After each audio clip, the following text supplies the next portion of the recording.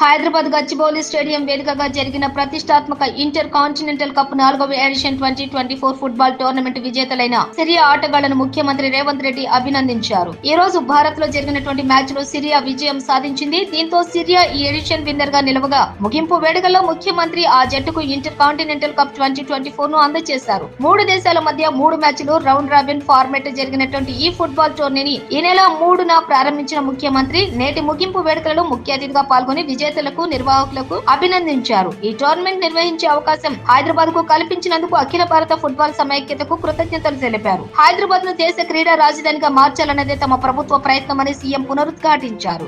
ఈ టోర్నీని విజయవంతంగా నిర్వహించారంటూ క్రీడల సలహాదారులు ఏపీ జితేందర్ ని, Telangana sports authority chairman Shivasena IYC తో పాటుగా ఇతర ముఖ్యులను సీఎం అభినందించి తెలియజేశారు. ఈ ముగింపు వేడుకల్లోని ఇండియన్ ఫుట్బాల్ ఉపాధ్యక్షులు MLA Narahari, general secretary P Anil Kumar, ఇతర ప్రతినిధులు పాల్గొన్నారు.